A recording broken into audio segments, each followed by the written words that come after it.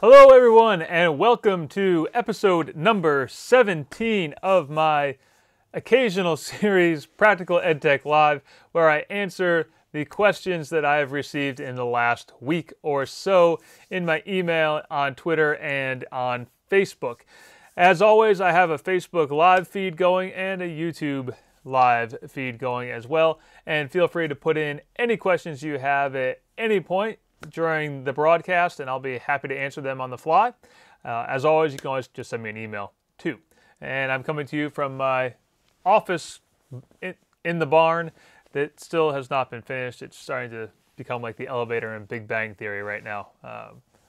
But it's getting cold, so hopefully I'll have it finished before it really gets cold here.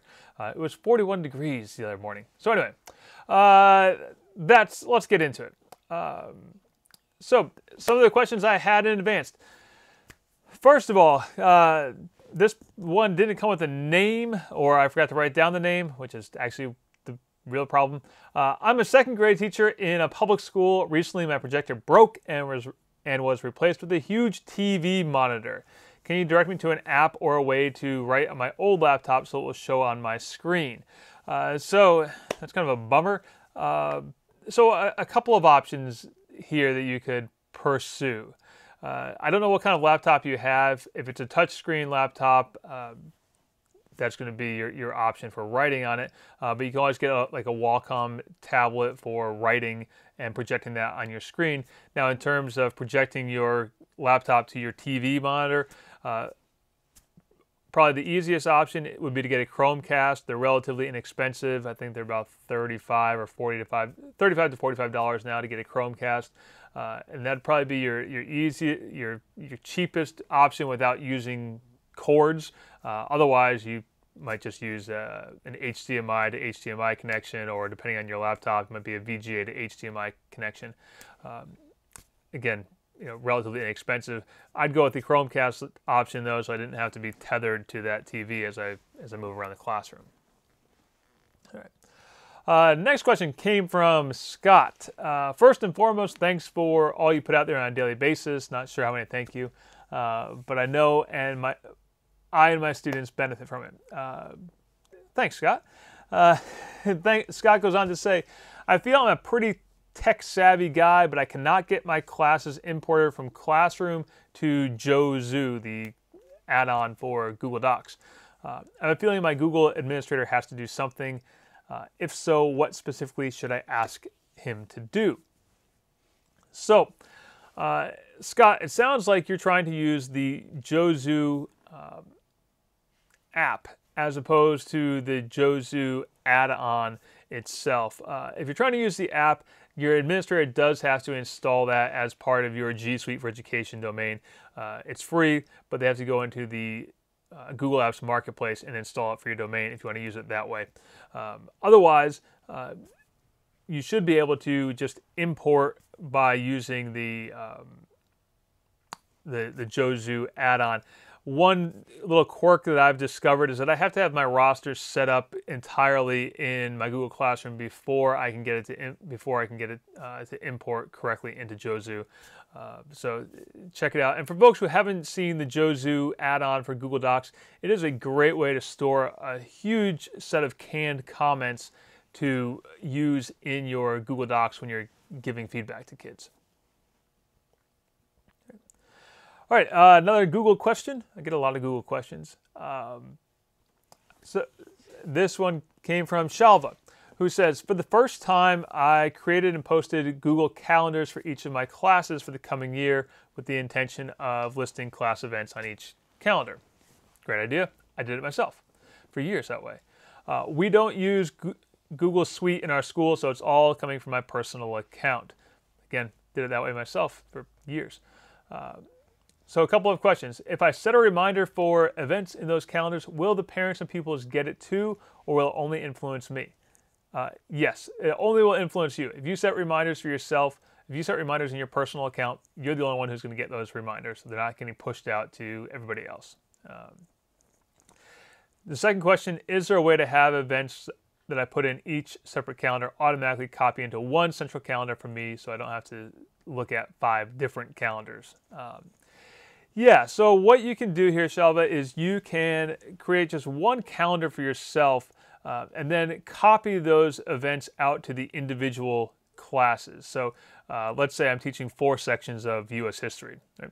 And as usual, even though they may be the same content, they never seem to line up in terms of due dates and whatnot. Never seem to progress at the same rate. Right? So what I'll do is I'll set a calendar for myself in my personal account, byrnrichardm@gmail.com, and I'll put in all my events for all those classes, but then I'll just copy them out to the individual calendars that they need to go to. So I see all the events for all 4 classes in one place, but I'm also then just copying them out to the other places. And that's how I do it. Cuts down on my own confusion. All right. Hello, Facebook.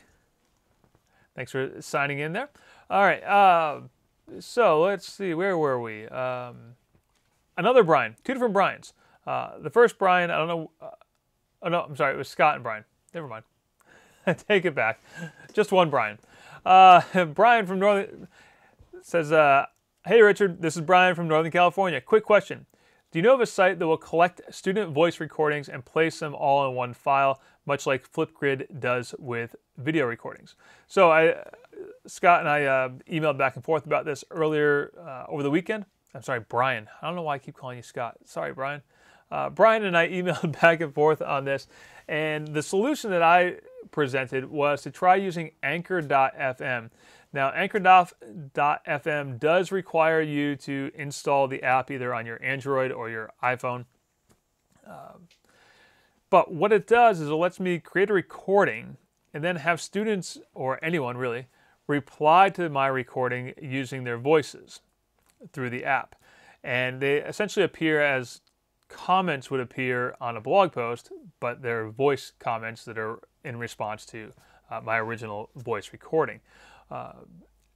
It's not the ideal solution, but it does put all the recordings in one place. So if you gave a prompt, an audio prompt, you could have all the students reply using their own voices, and it all goes into one collection. Right? Brian also asked about using them in Dropbox or something like that. Yes, you could also do that, but he's trying to avoid doing that. Wants to avoid the extra step of having students record, download, and then upload. And so Anchor.fm might be the best option for that.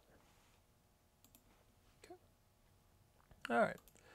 A couple more questions. Hey, a thumbs up on the YouTube. Thanks. Where was I? Question from Sandy. We were promised that we'd be able to start with Google Classroom this year. Now that we're one-to-one, I've been asking about this for years. Now we're told that there will be no Google Classroom and that we are to use Microsoft Classroom Teams. Ugh. I'm not embellishing this at all. That's exactly the words I have written from Sandy.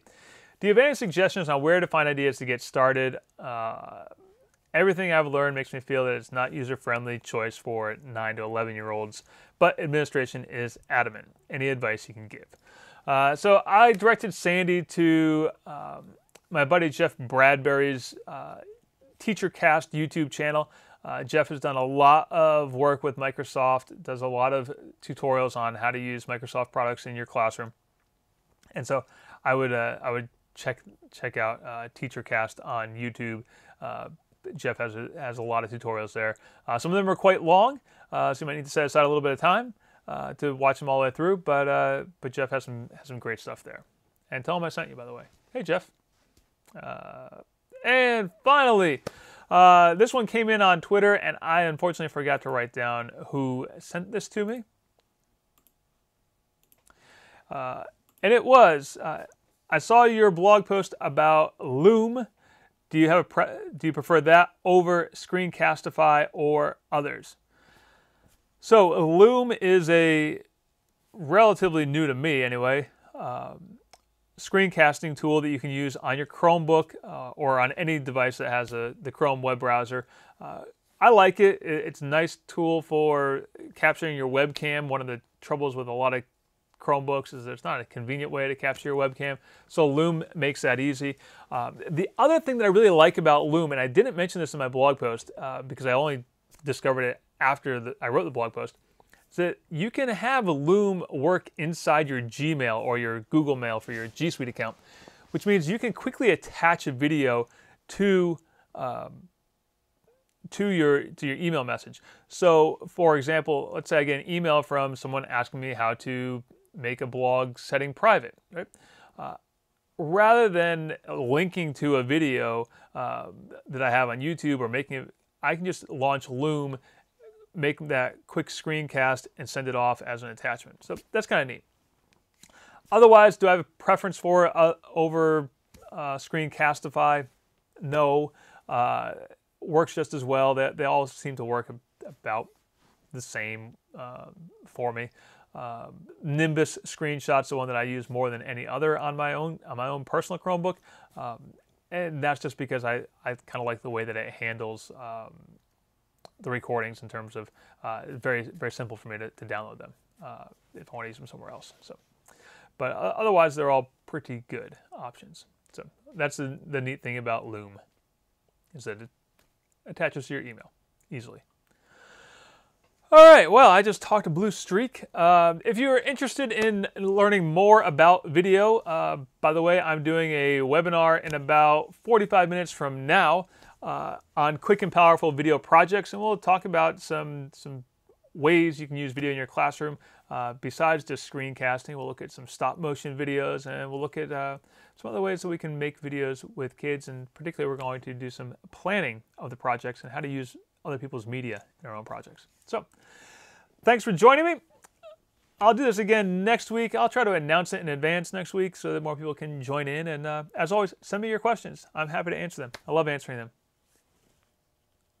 Oh, question just came in at the last minute there. Hey, Anton. So, sorry, I just lost it. Let me see it again. Oh, there it is. If I want to make a simple video for my students, and I'm thinking screencasting video, right?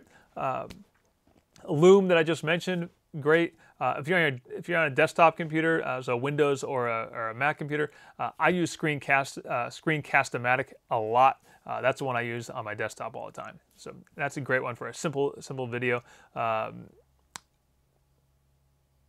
And Wistia just relatively recently launched a tool called Soapbox. And I like Soapbox because it lets me capture my face along with my screen. So kind of neat. All right. Have a great afternoon, everyone, or evening or morning, depending on where you are in the world. I'll see you next time.